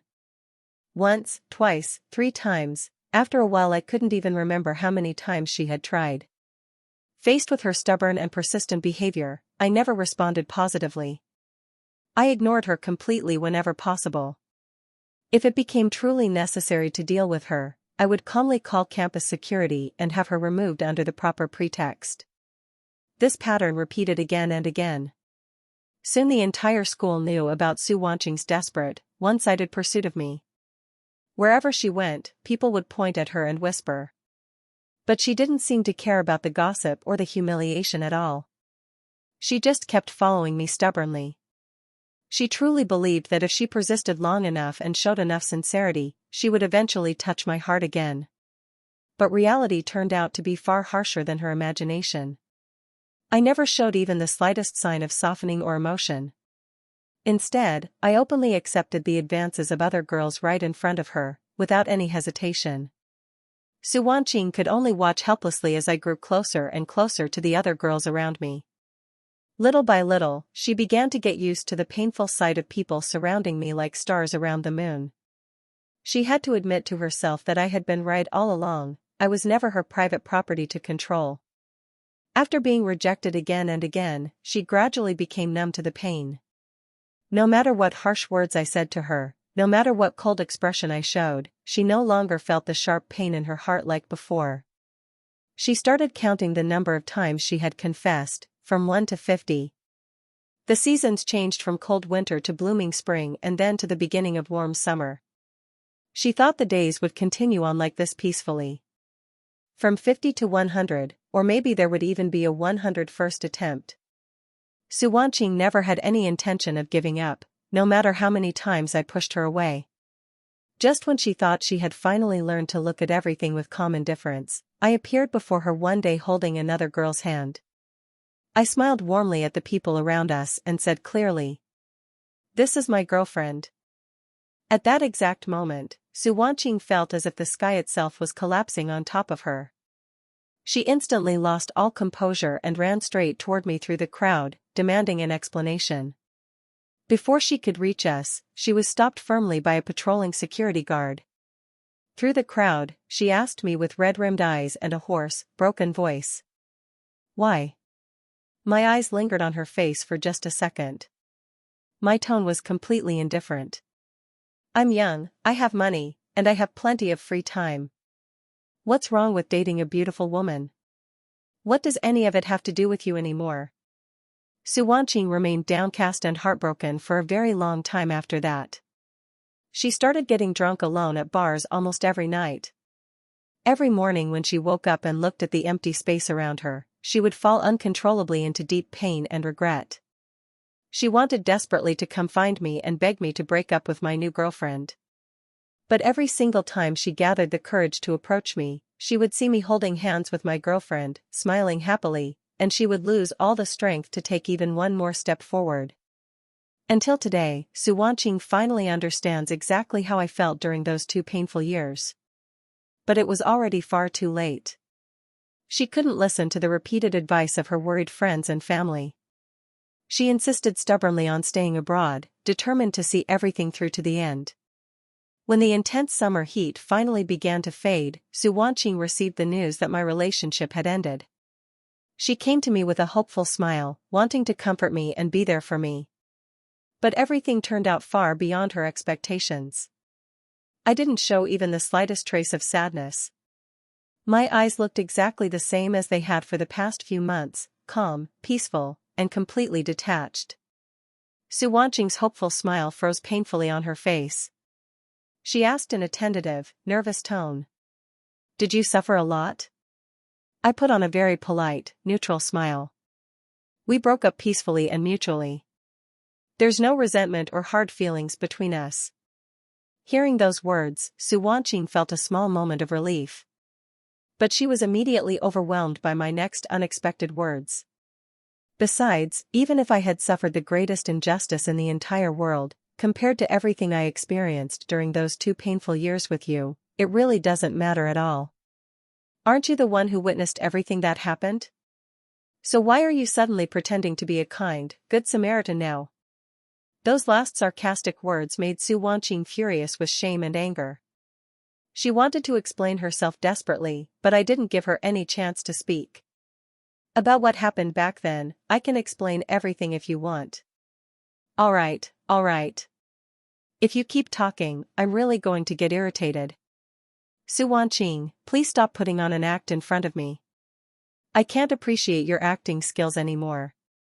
If you feel like performing, go back to China and find Gui Chen and your old friends.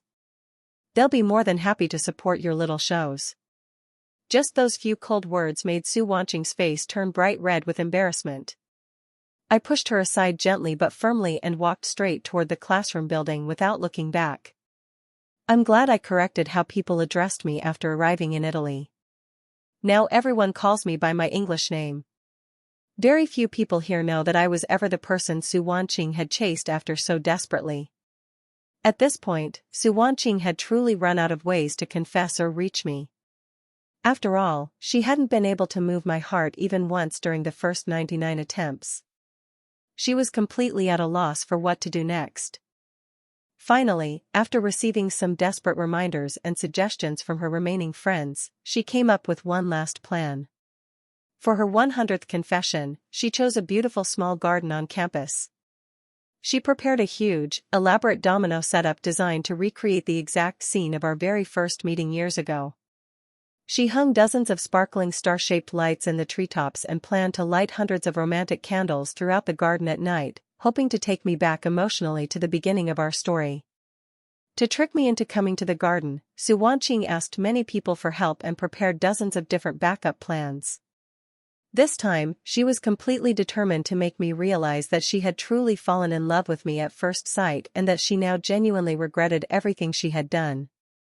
Everything was set up perfectly and ready. But when the agreed time finally arrived, I didn't show up at all.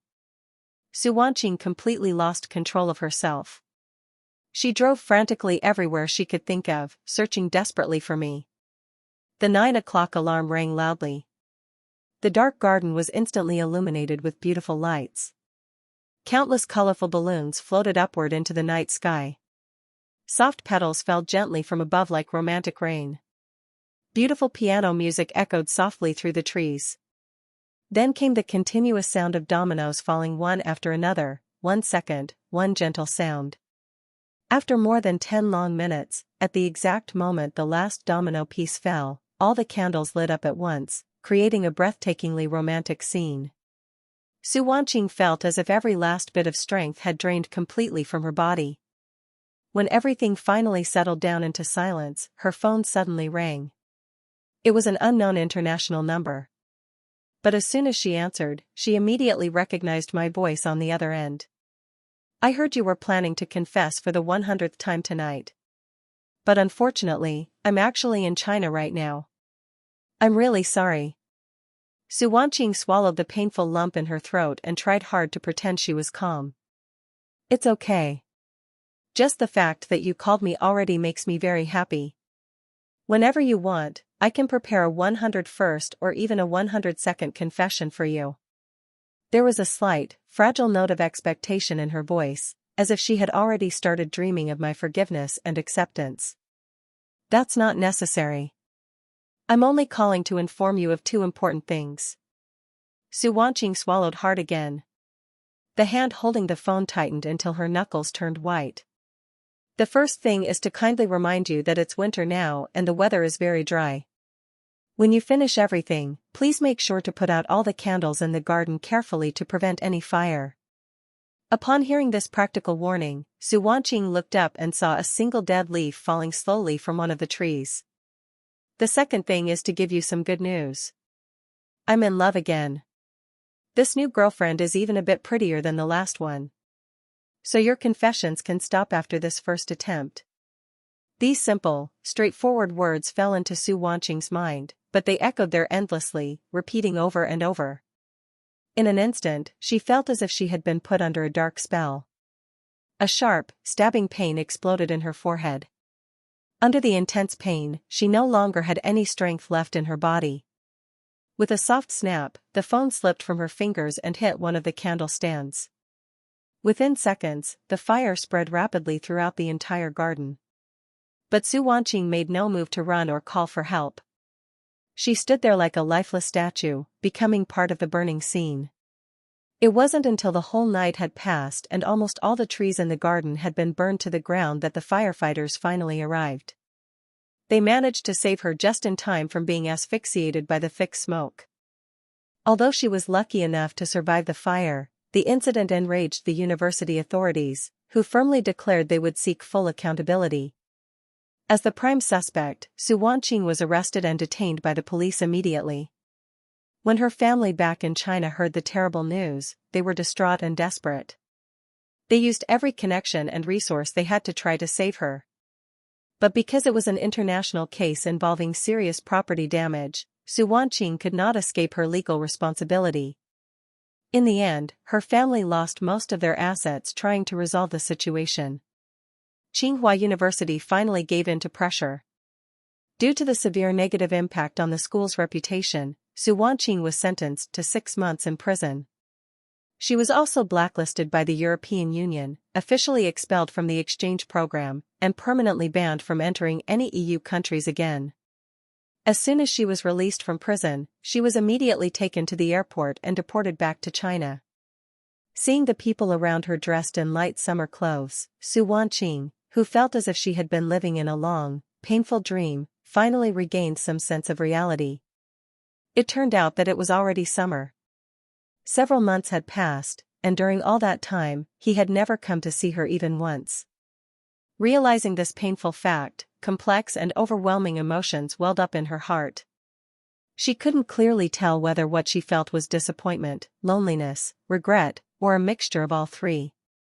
There is still plenty of time left. There will surely be another chance for us to meet again, she tried to comfort herself quietly. But when she turned around at the airport exit, she saw me walking out from a nearby street corner, holding hands affectionately with a beautiful woman. From the photos her friends had secretly sent her, she immediately knew this was my current girlfriend. By pure chance, I looked up at that exact moment and saw her standing there. I greeted her with a warm but distant politeness that felt unusual coming from me, and then I generously introduced the truth. "Hello. How long has it been since we last saw each other? I just got back from Germany. You're already out. Time really flies. Let me introduce you properly. This is my new girlfriend, Monica." After Su Wanqing was forced to return to China, several people who knew both of us sent me messages asking whether I had just been acting cold or if I was truly sincere in moving on. I didn't reply to any of them. Now that everything had finally come to this point, I could see straight through Su Wanqing's true nature. She had claimed she liked me, but in reality, the only person she truly liked was herself. To her, I had only ever been a trophy she wanted to show off and control.